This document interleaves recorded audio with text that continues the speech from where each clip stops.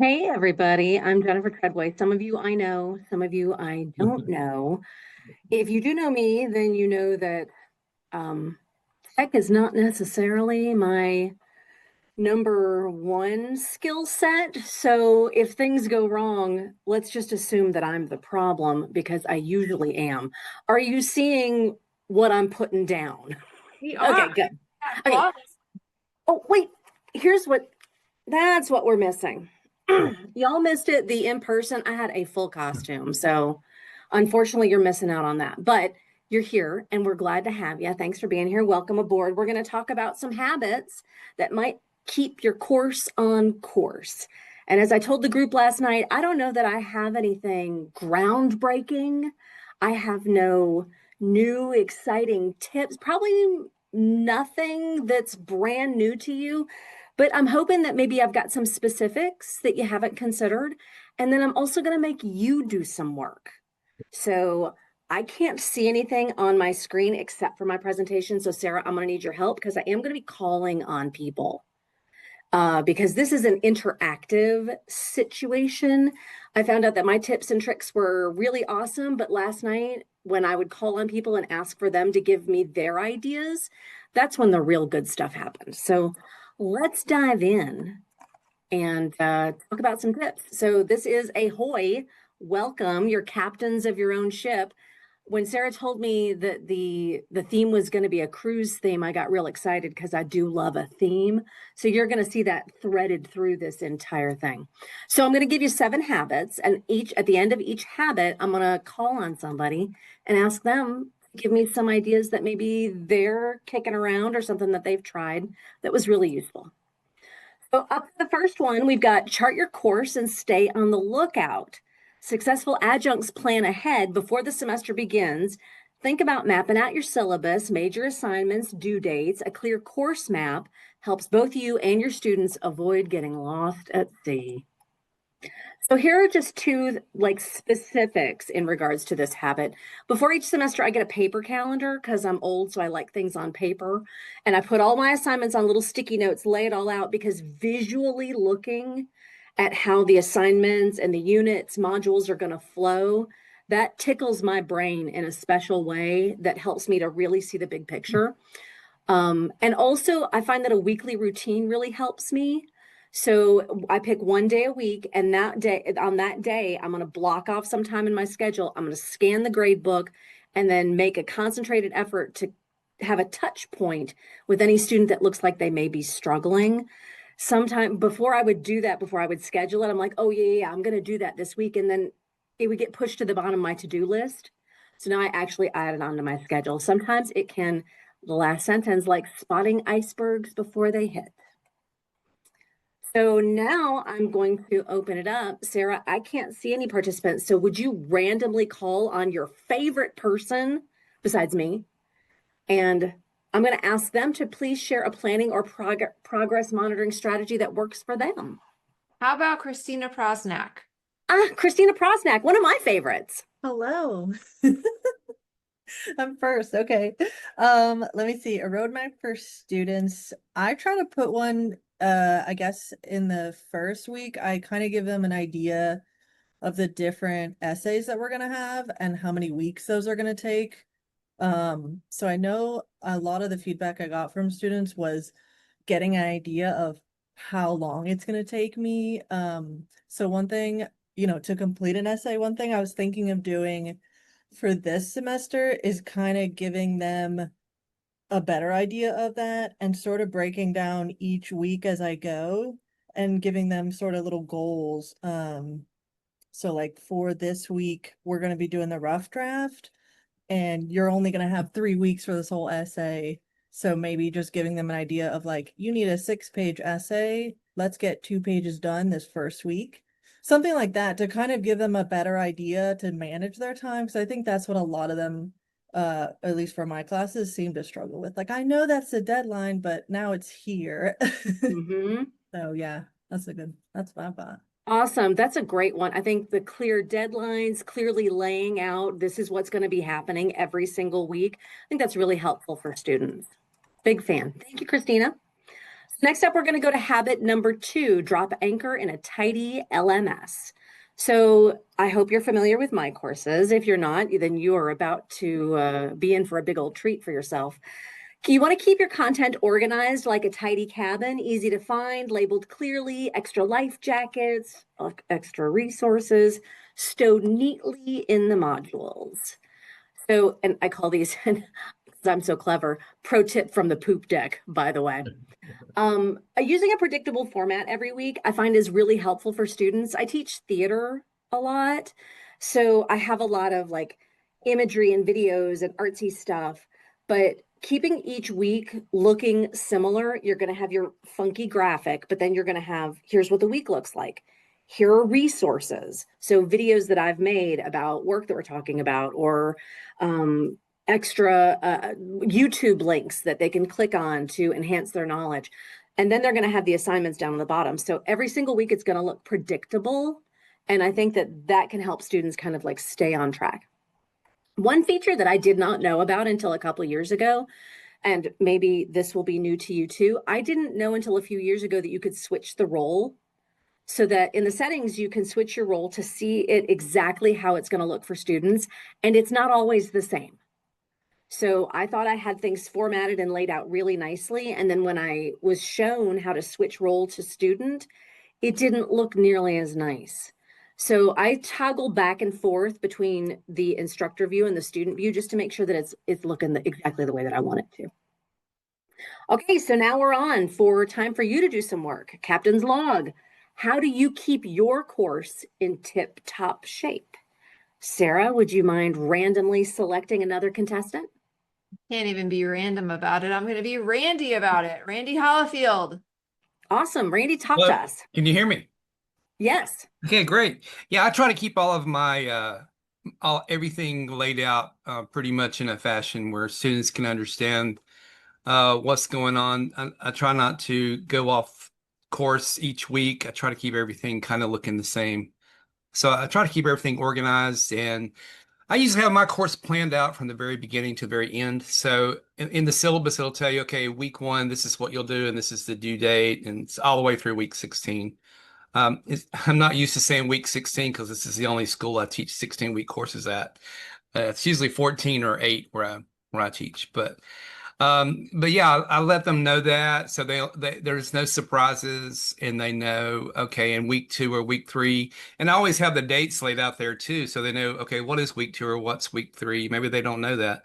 Because I usually generate that in a spreadsheet. I have a formula that will generate that once I get the starting date and the ending date, and then I can take out for like the week of Thanksgiving or a fall break or whatever we're having, what happened, whatever semester we have to be in.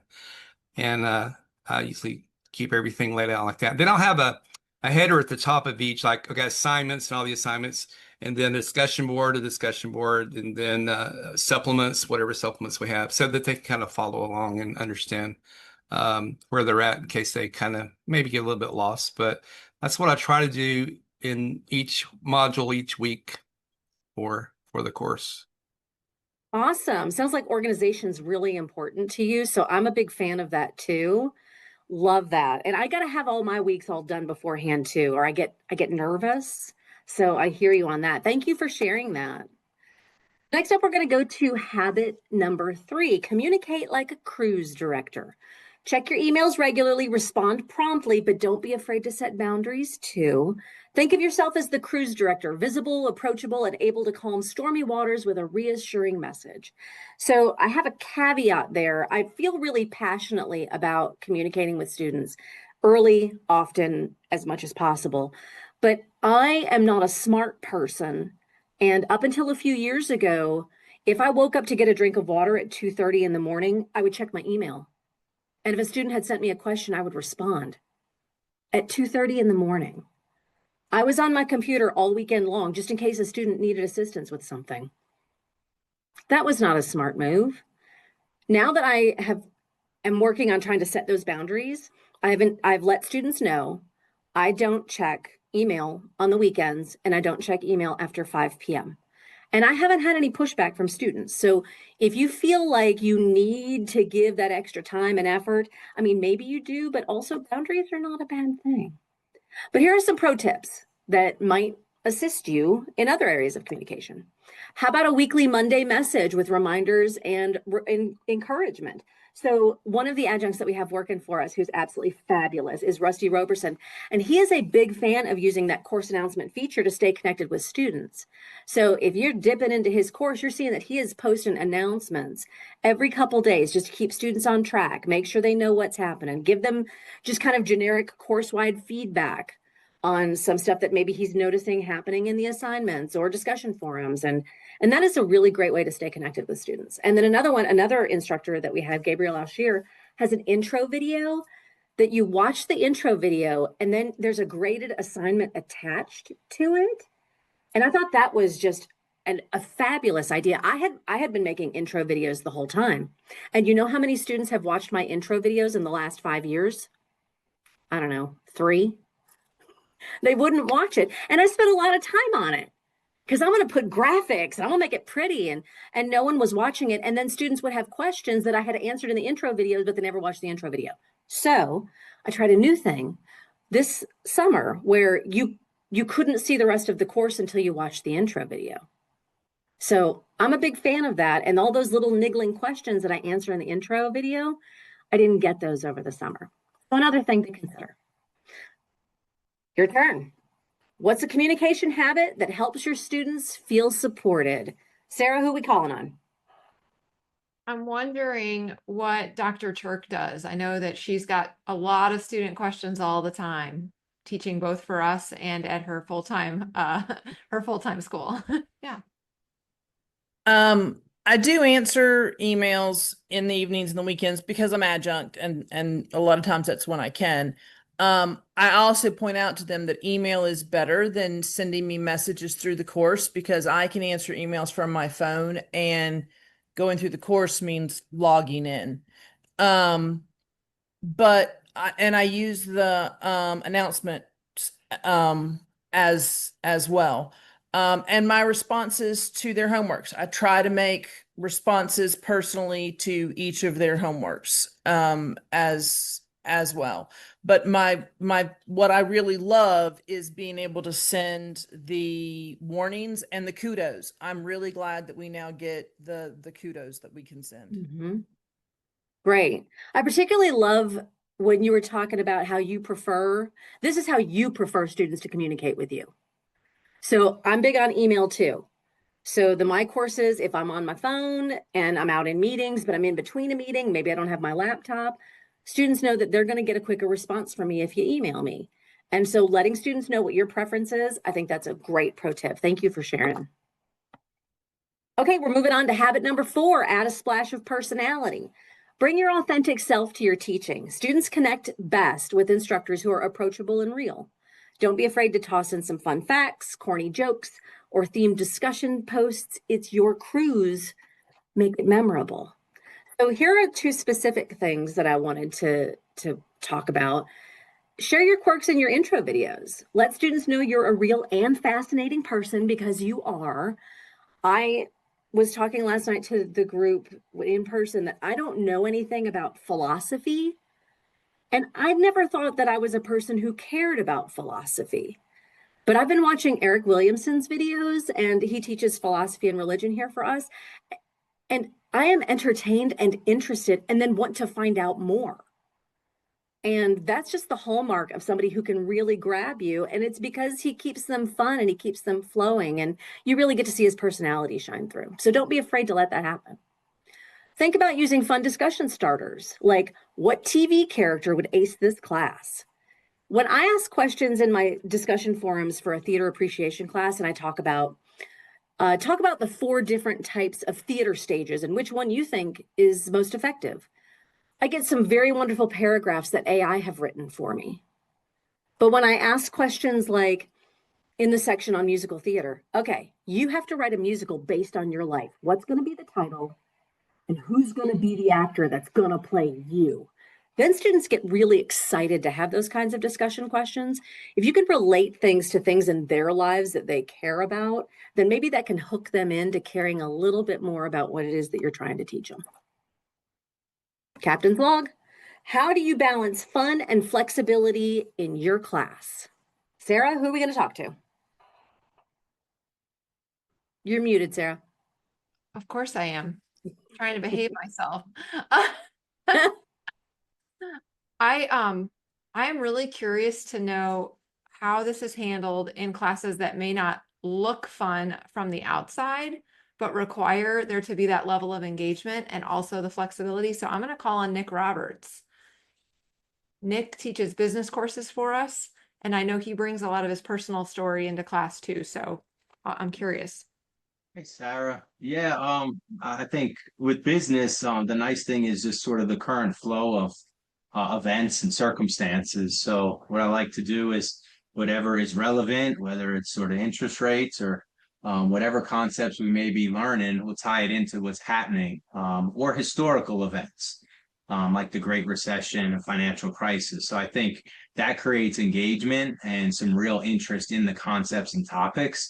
And again, having the benefit of sort of the dynamic situation, the economy and business, it's very easy to take sort of relevant topics to educate and make it interesting. Excellent. Thank you so much. That's a really great point, talking about relevancy. I think that that is a connection that students aren't often making. I get, feedback from my own courses and courses that I have adjuncts teaching. Like, what does this have to do with my life? What does this have to do with what I want to do?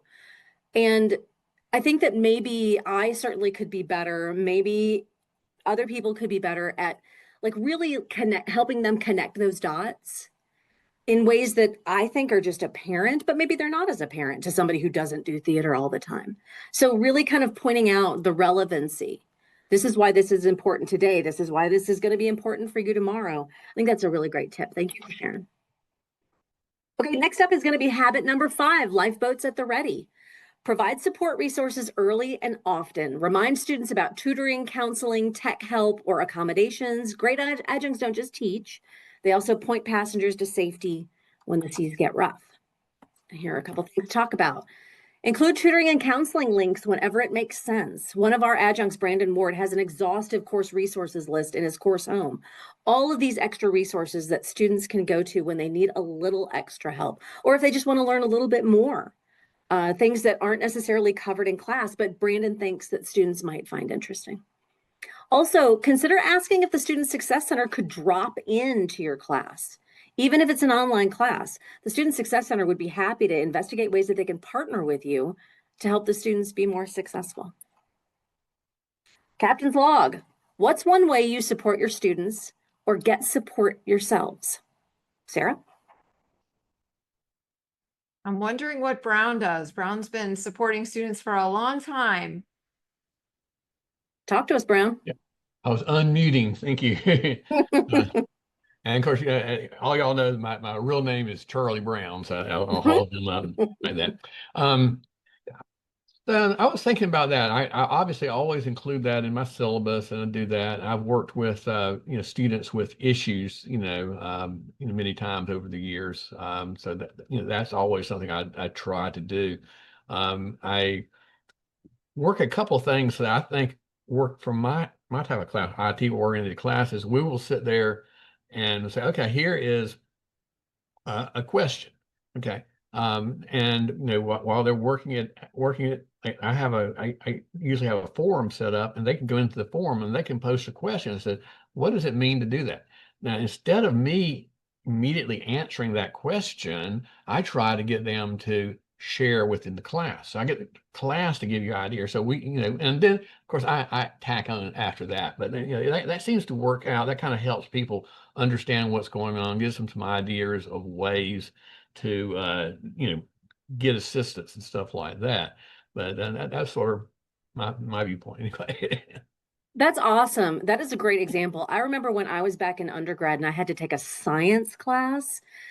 And science was really, really a struggle for me. And the only way that I learned was with me and my peers trying to teach each other concepts. Like that taught us where our knowledge gaps were. But we had each other to say, oh, actually, you're really wrong about that. And here's why I think you're wrong about that. So that is absolutely a great way and can help students feel really empowered to like be in charge of their own learning. So that's a great tip. Thank you. Number 6, are we okay on time, Sarah? I don't remember the agenda when I'm supposed to shut up. We're good? Okay. Habit number 6, keep learning between ports. Even the most seasoned captains know the journey never truly ends. There's always something new to learn between ports. Keep trying to grow your teaching toolkit. Attend a short webinar. What's the deal with AI? Explore new tech tools or test a fresh LMS feature. Think about joining a professional community or Facebook group for instructors. I like the Reddit subgroup called Professors. So if you don't do Reddit, then you won't care. But if you do Reddit, they've got a professors subgroup. And I get a lot of really great ideas about assignments, or the hot topic discussion in the professors board now, of course, is AI. And what are ways that we can combat it? What are ways that we can use it? What are the pros and cons to all of that? And I think I probably get most of my information from the professors Reddit subgroup. We've got an instructor here, Natalie Callahan, who will not stop printing out articles about effective teaching strategies, and she wants to talk to people about it all the time, literally all the time. So connecting with your peers can be a great way to talk. I love talking about pedagogy. And so if you can find a group like that, that might be really helpful for you. You think you can share your ideas, share assignments, and maybe partner together on some stuff. Another idea, try one new feature in your LMS. I can be a little tech shy, but I also like playing in a sandbox. So I recently went to Teaching and Learning and asked them to show me how to use H5Ps. Do you know H5Ps? If you already know H5Ps, then just, close your eyes for a second. But if you don't know H5Ps, you make a video and then you embed questions within the video, and the students can't move on until they answer the question. So they have to actually actively participate in watching that video. And so I'm a really big fan of that. Now we're going to talk to one of you about something that you have learned or tried recently. Sarah, who's going to take it away? This one's a little hard for me. I'm going to call on Matt Belcher, because he's just started working for us. And so he's just had to learn the LMS. Excellent. Matt, talk to us. Hi, nice to see you guys today. So the first thing that popped into my mind is I wouldn't say tried recently. I'm actually trying next week. I'm an adjunct with Ohio University in their math department too, and I'm actually going to a conference called QuantNet, and it's a time for instructors to all get together, share resources, share project ideas, share different assignments, homework strategies, success tips for students, that kind of stuff. So like I said, I haven't tried it, but I will be trying it next week. So I'm excited to be more involved in that professional organization that can swap ideas. And then on the LMS side, a lot of the times it's just Google. I also will look at things like Reddit and help pages and the random miscellaneous things when I just Google my courses, how to do, blah, blah, blah. And I can find great ideas just across the web on that. Yeah, I mean, we have limitless resources at our fingertips now. And plus with teaching and learning, you don't just have to do a Google search. You also can just have somebody hold your hand here, which is one of my favorite things. Just last week, I was trying to figure out, wait a minute, what's the difference again between weighted grading and simple grading and natural grade? I could never remember it. So what a great help having the world at our fingertips. Thank you, Matthew, for sharing. Habit number 7, reflect after the voyage. After the semester ends, take stock. What worked well? What needs adjusting? Keep a captain's log of ideas to improve for the next trip. Great adjuncts are lifelong learners, always ready for the next cruise. And here are 2 specific things. Keep a course tweaks doc during the term. My system is not efficient. I keep a ton of Post-it notes just strewn about.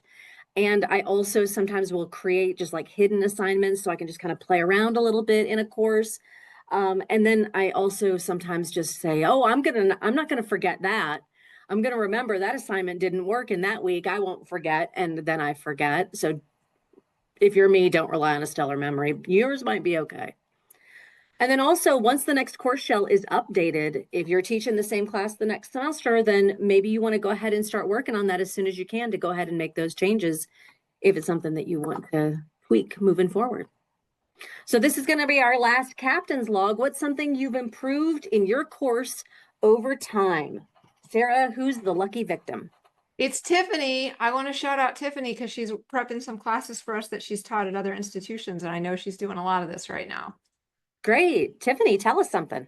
Hey, okay, so you can hear me, right? I got it off. Yes. Okay. Yeah. I too keep a master list in the front of each notebook. So, one of my classes I've taught for 10 years. And there'll be something that I want to tweak throughout, the semester. I might catch something I've misspelled or something, just little, but I keep a master list in the front and write down everything that I want to change. And I might do it before the semester's out, but it's after the fact. And then I too will also put sticky notes on everything. I'm old school. I like to write physical copies of everything. If you give me something like electronic, I'll never look at it. That's actually a really good idea. I never considered having a notebook for a class. That would be a great way for me to be able to write longer notes to myself as opposed to week 3, that assignment sucks, fix it. Having a notebook where I could put all those ideas, that's a really great idea. Thank you for sharing that. Mhm. Okay, so final boarding call. This just kind of lists all the little things that we talked about: charting your course, dropping anchor in a tidy LMS, communicating like a cruise director, add a splash of personality when you can. Keep the lifeboats at the ready so students have resources if they need extra help. Keep your learning between ports, reflect after the voyage, and that's it. So one final slide. Bon voyage. I hope you have a wonderful semester. And if you need anything, please feel free to reach out. Jennifer Treadway here at Blue Ridge Community College. I'm happy to talk to anybody about anything. Well, more or less.